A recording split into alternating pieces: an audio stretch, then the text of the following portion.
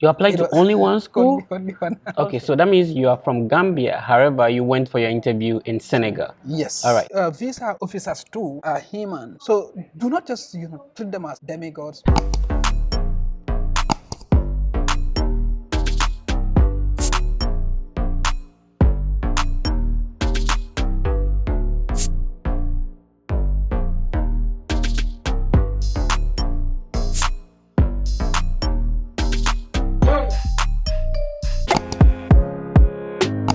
Hello, welcome to another episode of the Experience series. Tell us your name, which university you are at the moment, and what program you are pursuing. Thank you very much, bro, for having me. It is nice to be with you. My name is Tayib Ba. I am a first-year PhD student at the Geography Department in the University of Kentucky. I did my master's prior coming here at Ohio University, also in Geography. So I completed my master's there, then started here. And this is just my second semester in my PhD program. So which country are you from? I am from the Gambia, Malian Coast. Oh, I see.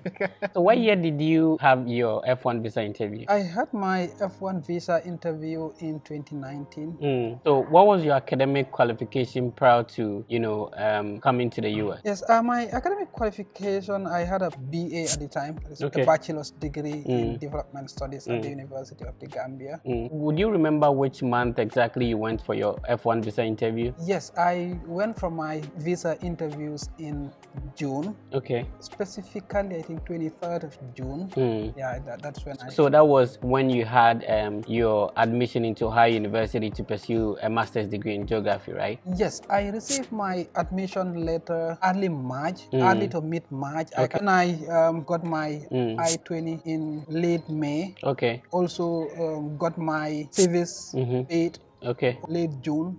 Then that was when I started, the application for the visa. So that means you were supposed to come to Ohio University in the fall semester, and you had your interview in June. Yes. Okay, and this is specifically in the U.S. Embassy in Gambia. No, I had my interviews at the U.S. Embassy in Dakar, Senegal. Okay. Because at the time, the U.S. Embassy in the Gambia was on holiday. Okay. So I had to, seek for appointment at the embassy in Dakar, and that's why I had my interview. Okay, so that means you are from Gambia. However, you went for your interview in Senegal. Yes. All right. So that means that if you are from a different country, you can even book an appointment in another country and attend the interview. Yes, that's definitely possible, and that's what I did. Because looking at the circumstances at the time, the U.S. Embassy was not working in the Gambia. Okay. And looking at the start date of my program, the only viable thing was to book an appointment at the U.S. Embassy in Senegal. And it is definitely possible. Okay, a lot of Gambians go to Senegal. Let's talk about your preparation before the visa interview. How was it like? Really, a lot of consultation, a lot of research. First, I have to thank a lot of people who are here in the U.S. and I've been in touch with them during the application process. And when I got admission, I was really in touch with them.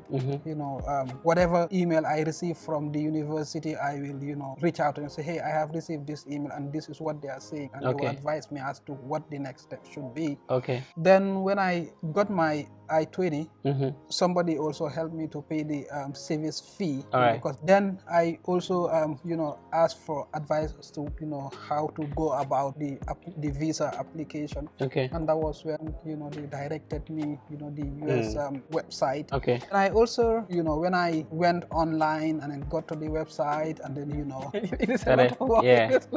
But I see. It is a lot of learning, and sometimes you're anxious, you feel you cannot do it, but just taking your time, every step, reading through the details. At the end of the day, I was able to do that. Somehow difficult thing for me was to get an open date for the interview. Exactly. So I would definitely advise those who are trying to apply, those who receive admission letters, to really start this earlier than I did. Okay. Because I had to really force a date. But at least it was better than Senegal.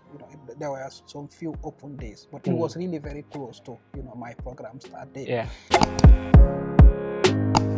So when I got this date, fill in, the information, submitted all my documents. Then the preparation was a lot. Okay. Talking to people, also reading a lot. Right. From the website, what are the information I need. Then I also made a lot of use of YouTube a lot. Okay. I watch a lot of videos on YouTube as to how do you prepare for this, how do because I had that was the first time I was applying for visa. Yeah. And I had no direct contact with somebody who has also done it, and I can definitely have a lot of time with them, so I have to rely on videos a lot. Okay. And that was really very helpful too. That would give me a sense of what I would be finding at the embassy in real life. Oh, I see. So let's talk about the scholarship you had. Did you have a full scholarship, partial scholarship, or there was no funding from the school at all? I received a GRE, that is Graduate Recruitment Employment from the university, which was a partial scholarship.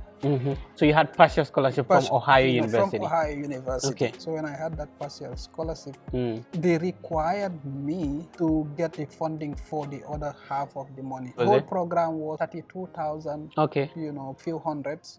Then our university paid 16,600 plus that. So I had to look for somebody to really help. It took a while before I was able to convince relatives that, well, this is what I need, and then this is what fortunately for me, I was able to get somebody to pay this for me. So who was this somebody, if you're comfortable with it? Was it your mom, your dad, an uncle?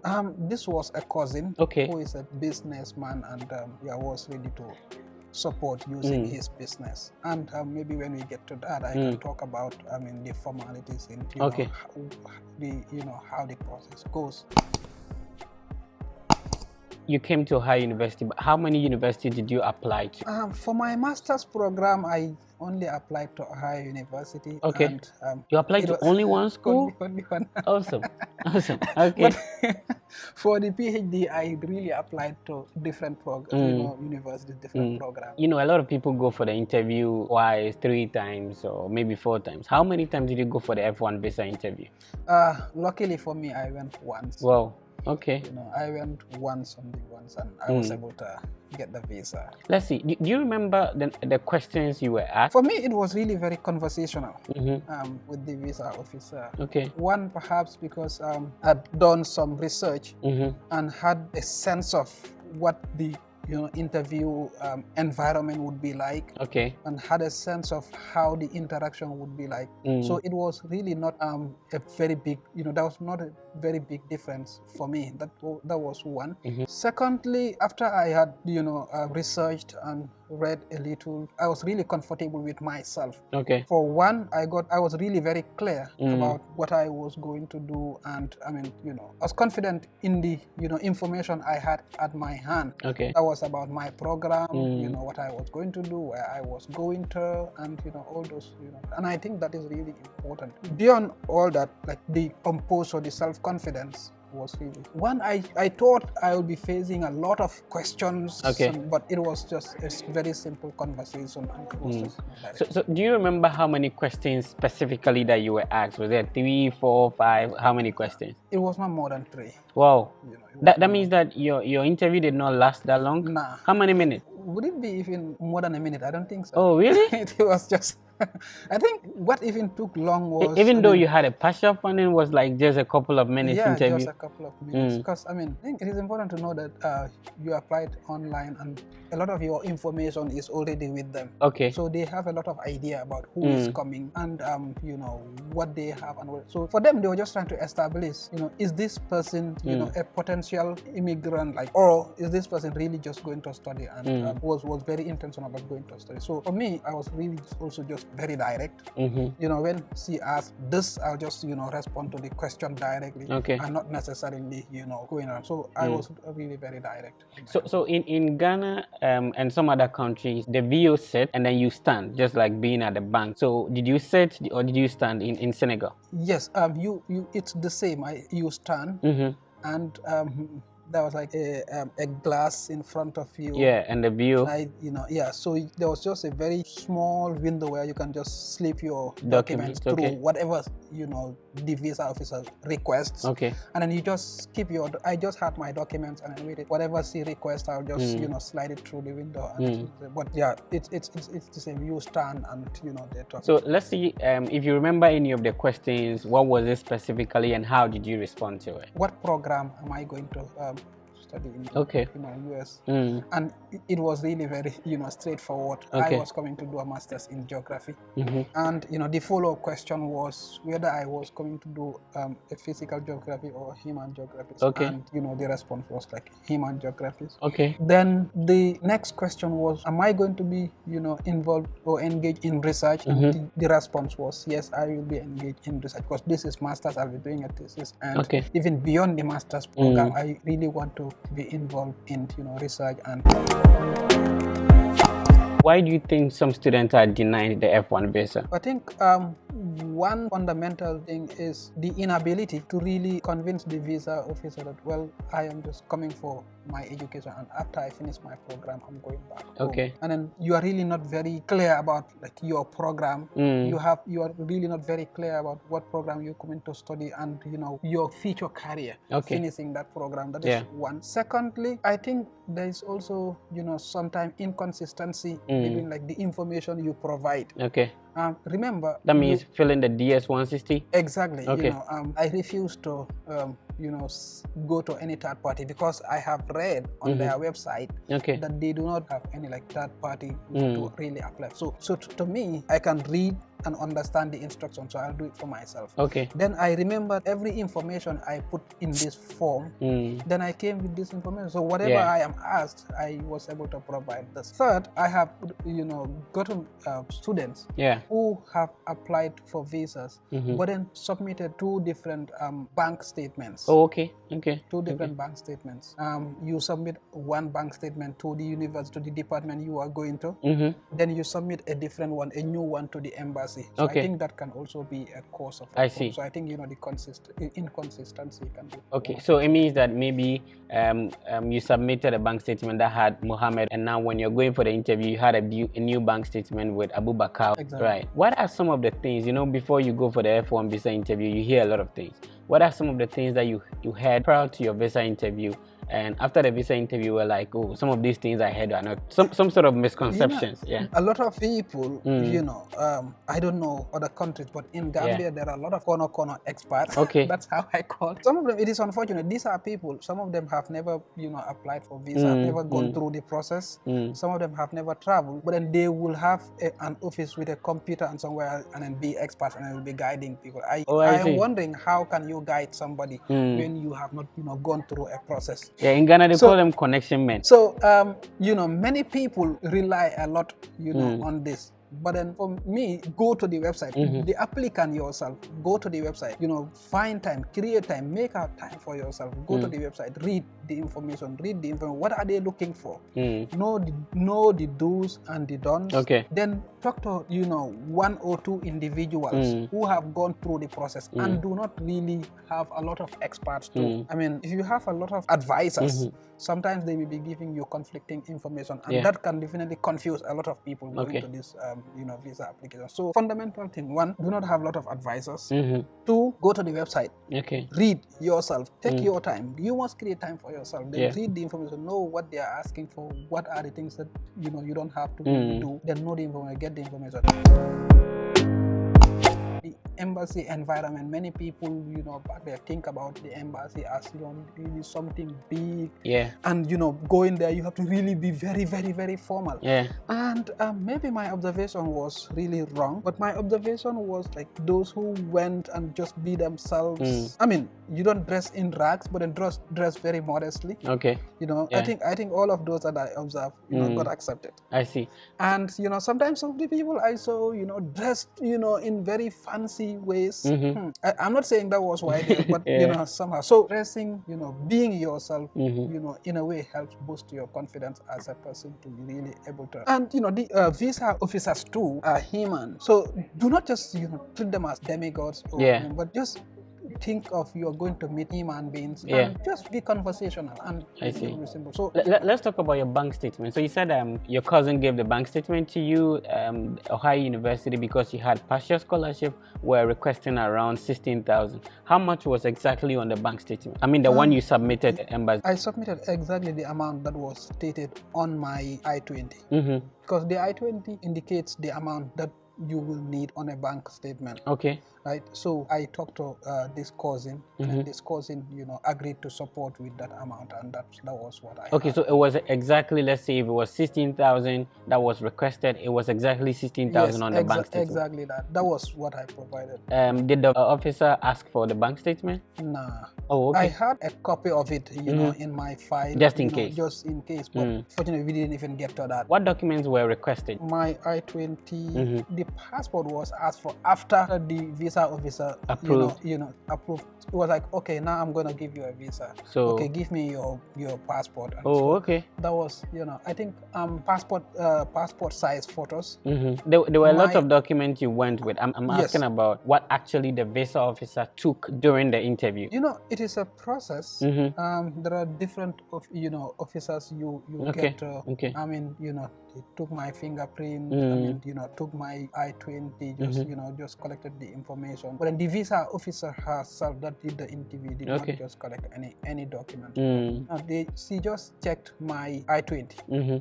That was the only document she requested from me, and then just checked on. Yeah, so we are coming to the end of the interview. Finally, somebody from Gambia had your bachelor's degree in Gambia, and had mission to pursue master's degree in Ohio University Geography. Did you actually study bachelor's degree in geography back in Gambia? No, my bachelor's degree was in development studies. Okay. And development is. Did the visa officer ask about that? Why did you do development studies and now you're going to study geography? No. Okay. No, that was not a question. All right, so it means that it is possible to have a bachelor's degree in any field and just move to another field. That's what is beautiful about graduate school. Graduate school, in a lot of programs, many programs can have a lower degree in this and get into another, a different program. I can have my bachelor's and master's in a program. We are bringing the interview to an end. If somebody is watching you and they are thinking about studying abroad or going for their visa interview, what do you have to tell them? I would say universities are here. There are a lot of opportunities here. Just take your time. Go look out for the information. Okay. Search for schools.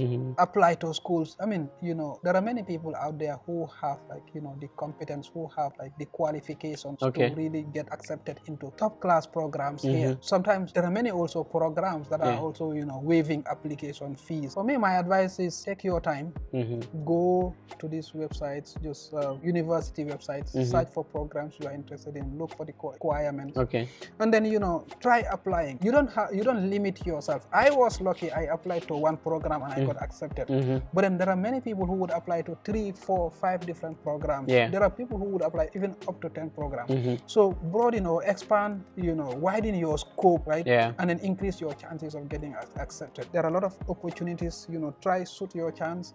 Also seek help, seek assistance, seek information from those who have gone through the process so that they can guide you. And to those who have tried once and were unsuccessful, there's no limit to the number of times you can submit an application to a university or to a program.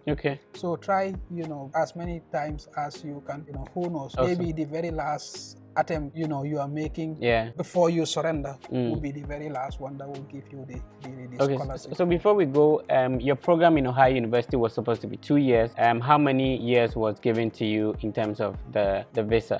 4 years. Even though your program was 2 years? Yes, my program is 2 years. My visa is 4. It is a little complicated because there is a difference between having a visa and then the I-20. The visa gives you entry, but then your status is based not on your visa but on your I-20. So as long as you have your I-20, you are eligible to stay. Awesome. So it's been great to have you. Thank you for sharing your experience with us. I am hoping that anybody who is watching us at the moment will learn a lot from it, and then they'll also be successful with their applications as well as their F1 visa interview. So thank you for making time for us, Tayib. Yeah, thank you so very much. It was also nice sharing my experience because I have learned from videos that were made by somebody else. And now He is also doing a wonderful job. Please subscribe, get the notification bell so that when he drops stuff, you get them. He is really doing a lot of research. He is helping a lot of people to get acceptance into programs, and he is spending a lot of time researching, getting information that is helpful for people out there. So subscribe and then try. Awesome. And then, it will be your turn.